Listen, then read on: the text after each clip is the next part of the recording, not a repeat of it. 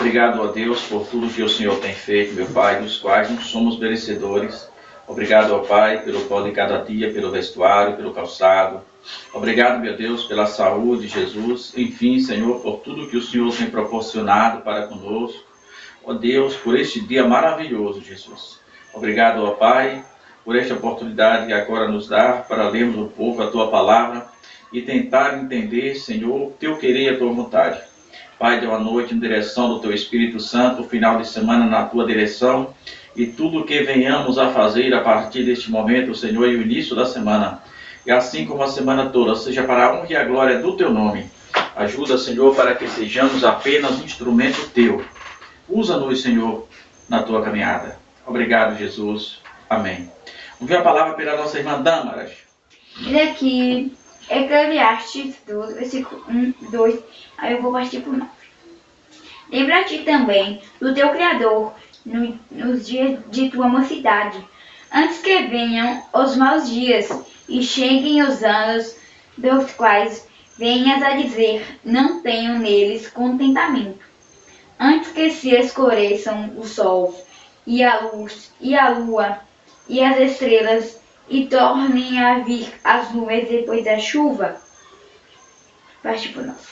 E quanto mais sábio foi o teu pregador, tanto mais ensinou ao povo sabedoria, e atentando e enquadrilhado corpos muitos provérbios. Irmão Salomão, ele faz um alerta. Lembra do teu Criador nos dias da tua mocidade. Quantas vezes nós falamos, às vezes, de alguém, de Jesus para alguém, e ele diz, quem sabe um dia, quando eu envelhecer. E a pergunta, esta resposta fica num vácuo, essa resposta cai no espaço vazio, porque quem sabe quem vai envelhecer?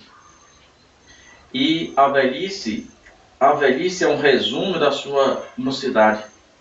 Se tiver uma velhice, uma juventude com Deus, uma vida nos pés do Senhor, com certeza estarás com uma velhice feliz. Quantas pessoas vão para a igreja depois que estão com AIDS, e vão para a igreja depois que estão com sífilis, com tantas outras doenças, DSTs, mas poderiam ter ido para Jesus mesmo sem isso. Poderiam ter ido antes, mas estragam as suas vidas e já vão para Jesus todo arrasado. E muitos deles, na verdade, buscam tão somente a cura. Buscam tão somente o doador, mas não se doa. Por isso que Salomão diz, lembra do teu Criador. E ele ainda diz, antes que venham os maus dias. Cuidado, vamos buscar a Jesus hoje, antes que os maus dias cheguem.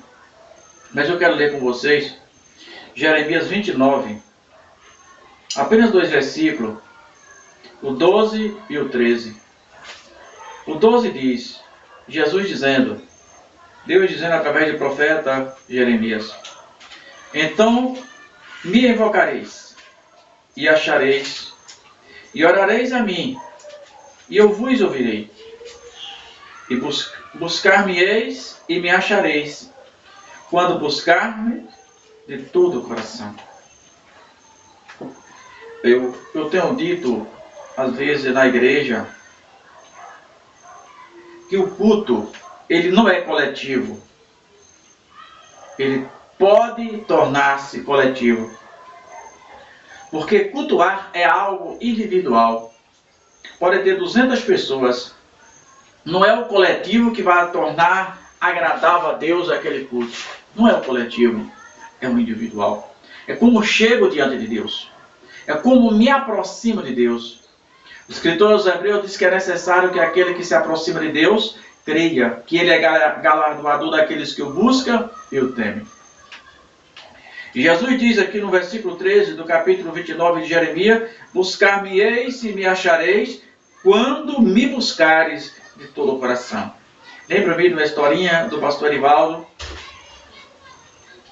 que ele dizia que um certo pastor ficou em situações difíceis, porque a sua esposa morre, morando na roça, num lugar meio íngreme, e ermos, e a sua esposa morre. E ele pega a esposa, leva debaixo de uma pedra, de um lajeiro que tinha lá, coloca e vai para a igreja.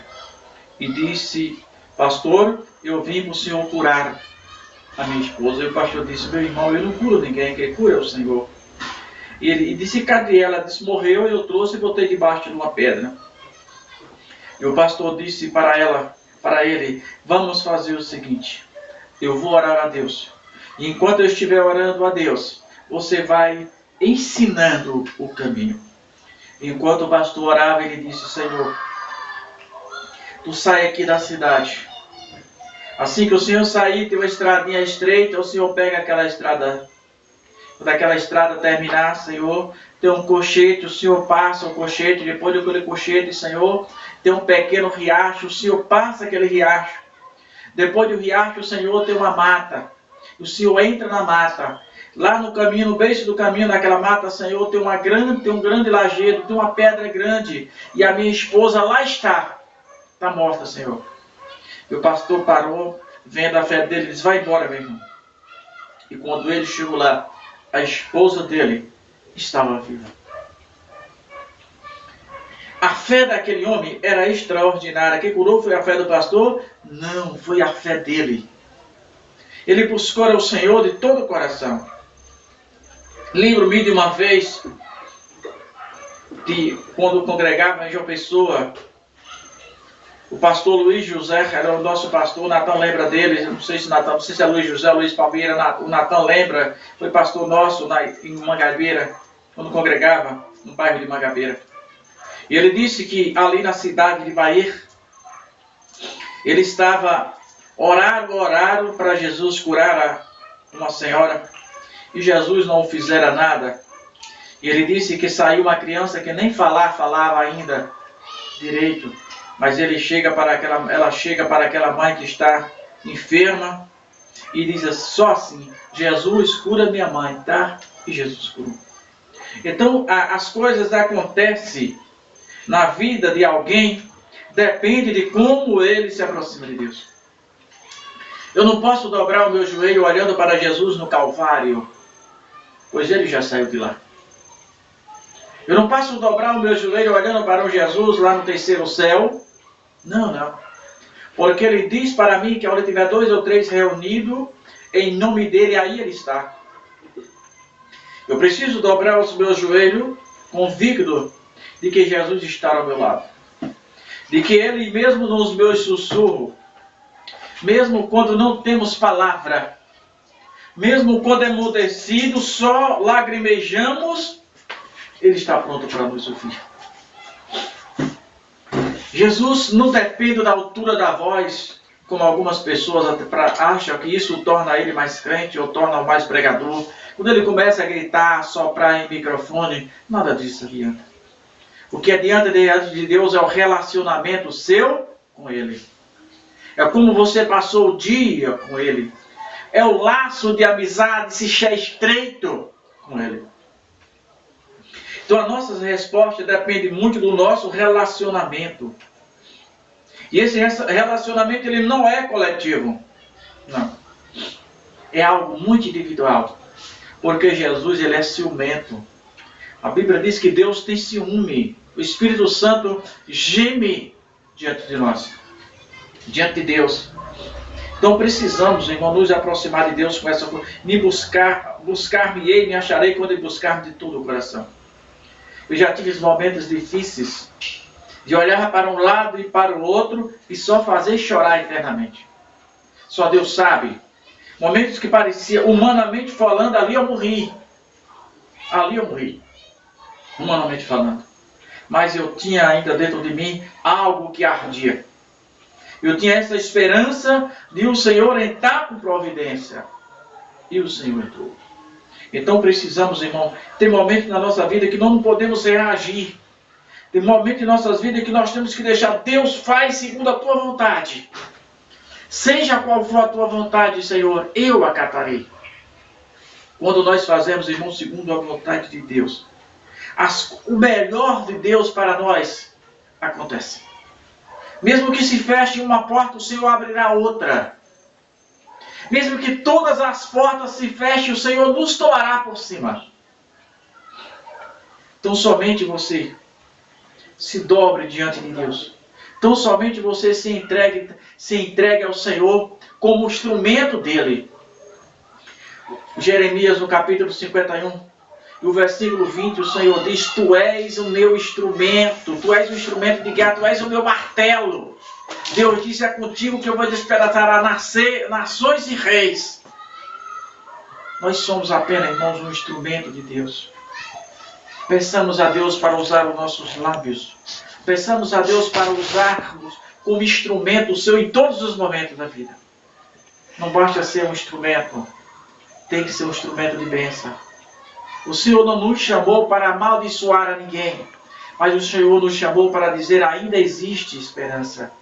O Senhor nos chamou para dizer para as pessoas: ainda existe uma saída. Talvez você que achou que a sua vida não faz mais sentido, talvez você que queira até se suicidar ou fazer uma loucura, não faça tal coisa. Jesus te ama e te ama muito. Ainda existe esperança para você. Mesmo que todos digam não. Mesmo que todos não acreditem em você, Jesus acredita em você. Diga para Jesus hoje: Senhor, eu quero fazer uma aliança contigo. Diga para Jesus hoje: Senhor, eu preciso andar ao teu lado, toma a minha vida. Faça uma aliança com Cristo. Ainda há esperança para você. Amém, Jesus.